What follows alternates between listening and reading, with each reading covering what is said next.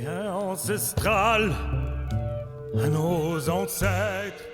Alors, bonjour à tous. Bienvenue à l'émission Entre vraies richesses et tabous. Mon nom est Jackie Poulain. Je suis auteur, compositeur, interprète depuis une trentaine d'années. Je compose depuis que je suis petit. C'est un talent naturel. Je ne peux pas y échapper.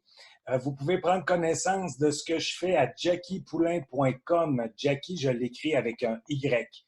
Qu'est-ce que l'émission Entre vraies richesses et tabous?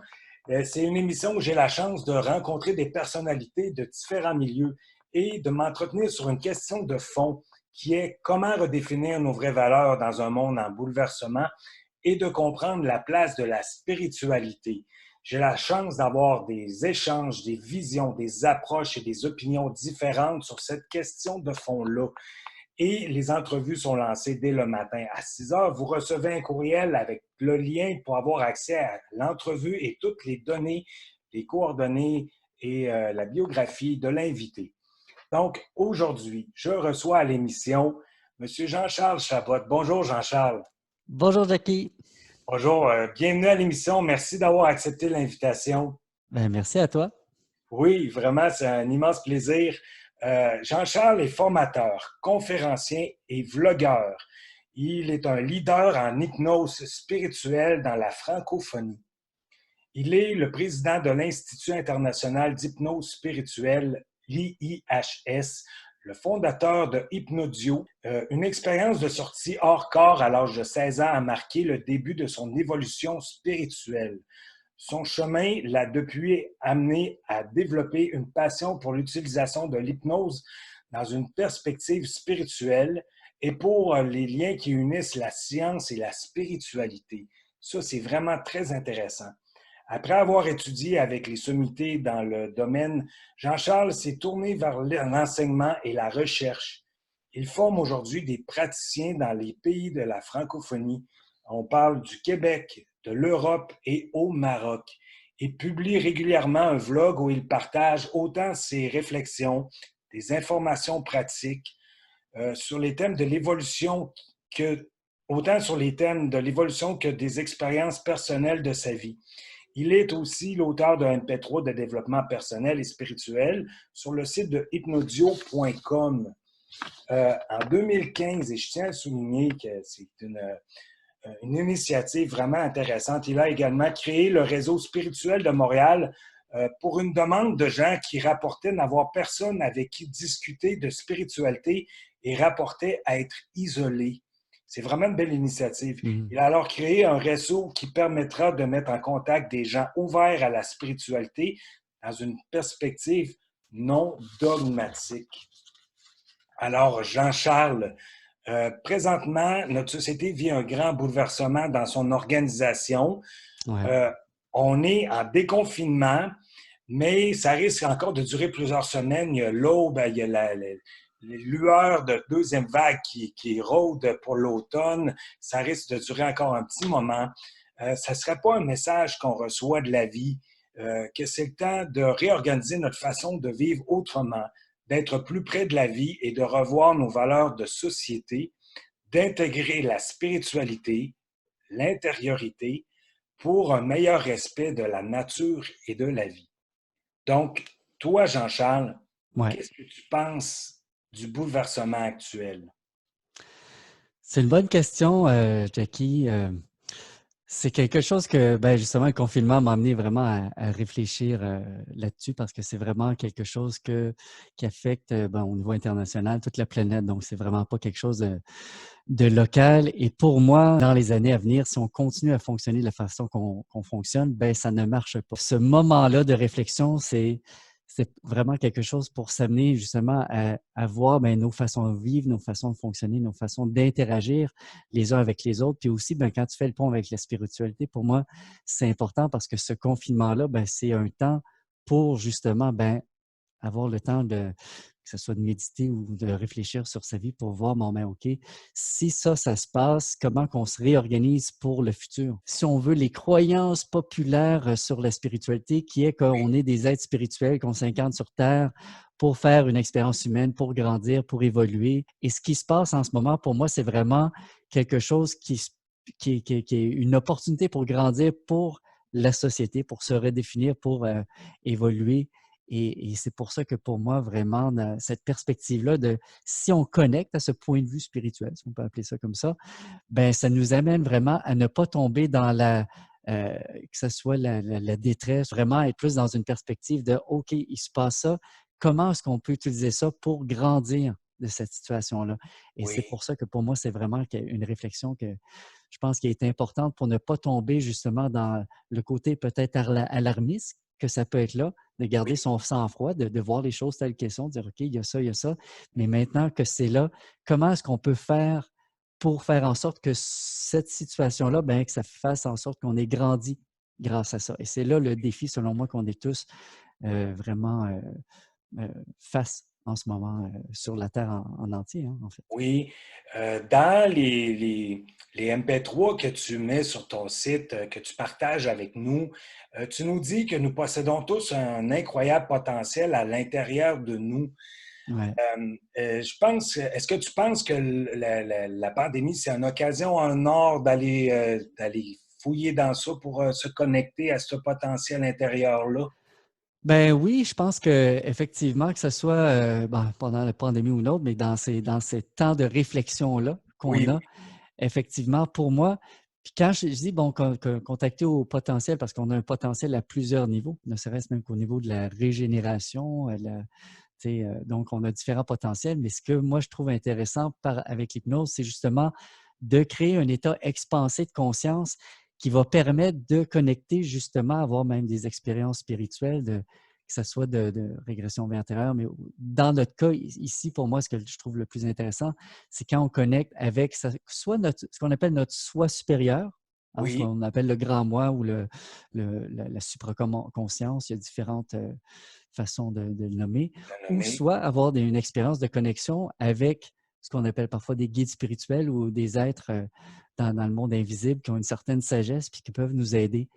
Et pour moi, ça, c'est un chemin, il y en a d'autres, hein, mais pour moi, c'est un chemin qui est intéressant dans le sens que, au-delà, parce que souvent, la spiritualité, pour certaines personnes, c'est, comment dire, c'est un intérêt, mais ils n'ont pas nécessairement de vécu. Tu sais, c'est comme si c'est des choses qui leur parlent, ça fait du sens pour eux autres. Mais quand on a une expérience ou qu'on goûte, ou on a un vécu Oui, expérientiel par rapport justement à cette réalité-là, que ce soit l'existence d'un moi supérieur, d'un guide, et qu'on connecte avec un état expansé de conscience, qu'on a dans cet état-là vraiment une sorte de confiance en la vie, une conscience qu'on est interconnecté, que l'amour est important, et ces choses-là. Puis c'est pour moi, ces expériences-là sont un véhicule pour nous amener justement à changer tant nos façons de comprendre le monde, nos façons de se comprendre et nos valeurs en bout de ligne pour vraiment justement vivre pleinement notre incarnation terrestre et en apprendre le maximum possible, en fait. oui, absolument. Euh, Aussi, par rapport à cette prise de conscience-là, dans la pratique, mais dans le concret, tu nous dis qu'il y a des multiples études qui nous démontrent que nous possédons une formidable capacité à nous auto-guérir et à grandir de nos expériences.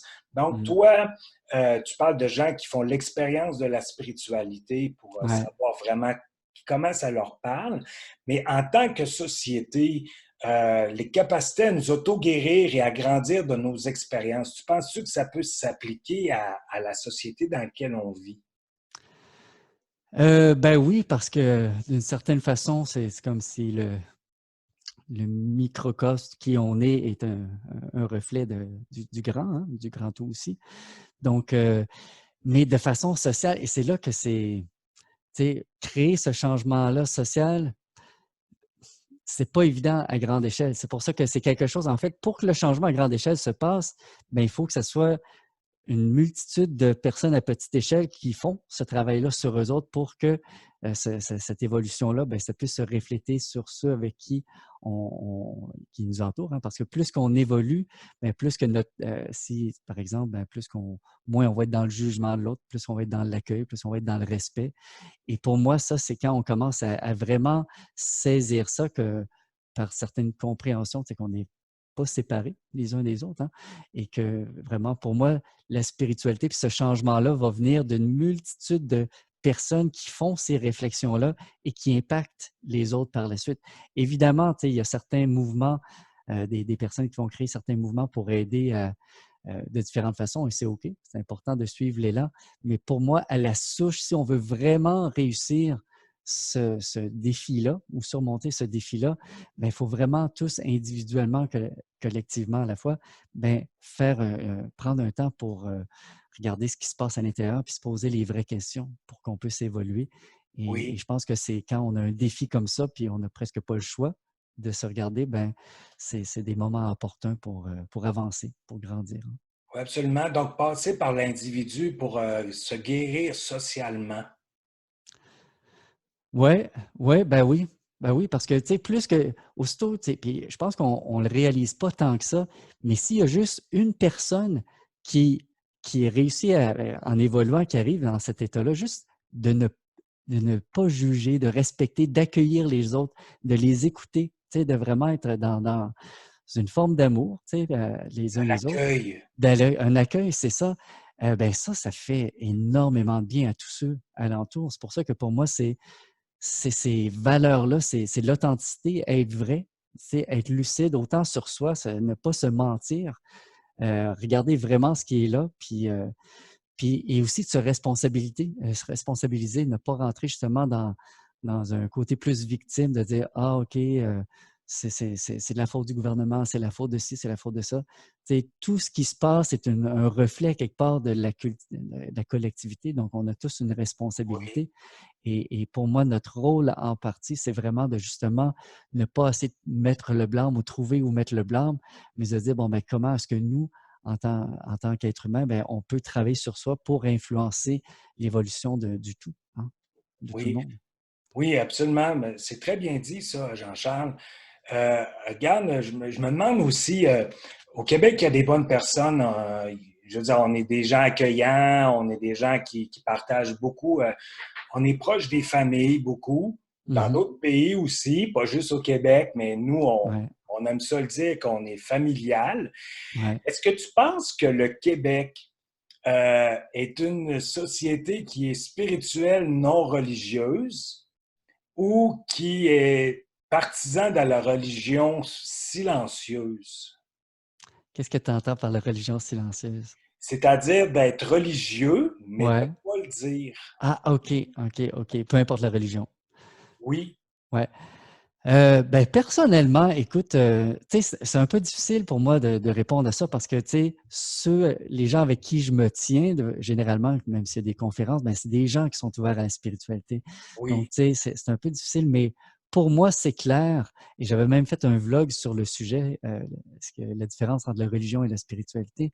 oui. Et pour moi, je pense que de plus en plus, au Québec et ailleurs aussi, on est vraiment dans un mouvement vers la spiritualité non dogmatique, justement. Oui, Que oui, c'est pas genre, il faut croire ça, puis si on ne croit pas ça, il va se passer ça, puis on va être puni, ou il faut faire ça, puis il ne faut pas poser de questions. Pour moi, la spiritualité, c'est justement d'explorer autant qui on est, ne pas être limité par des questions, ne pas croire aveuglément, et je pense qu'il y a une sorte de mouvement dans cette direction.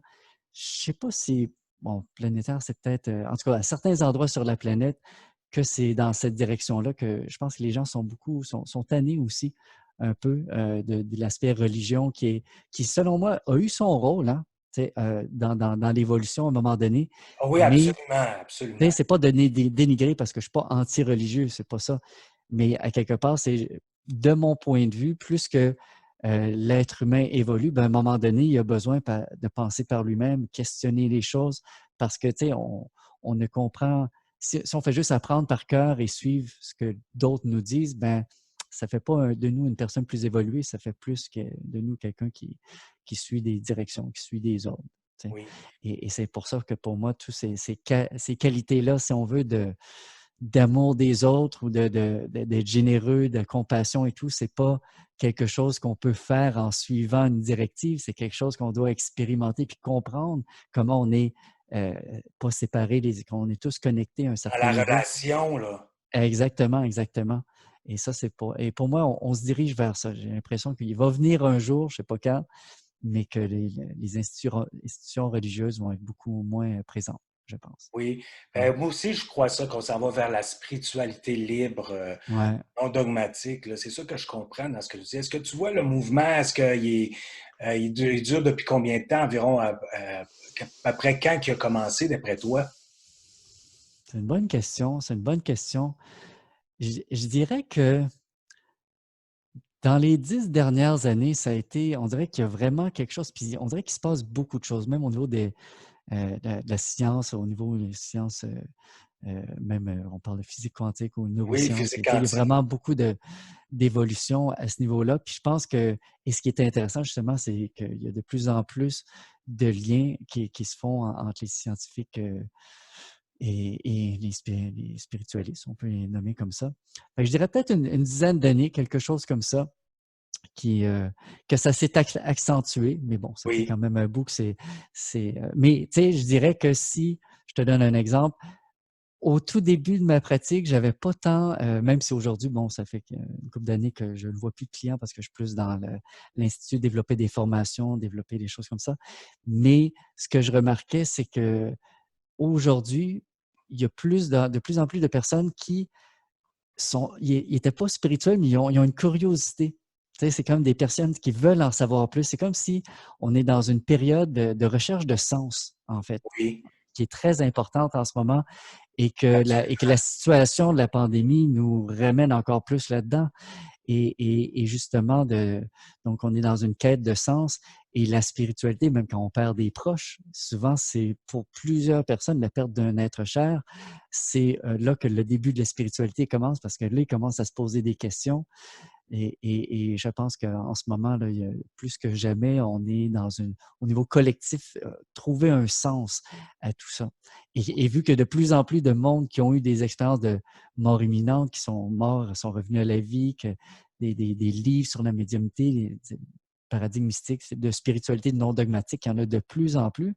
Ben, évidemment, il y a de plus en plus de personnes qui s'informent, puis que je pense qu'on se dirige vers ça. Ouais. Oui.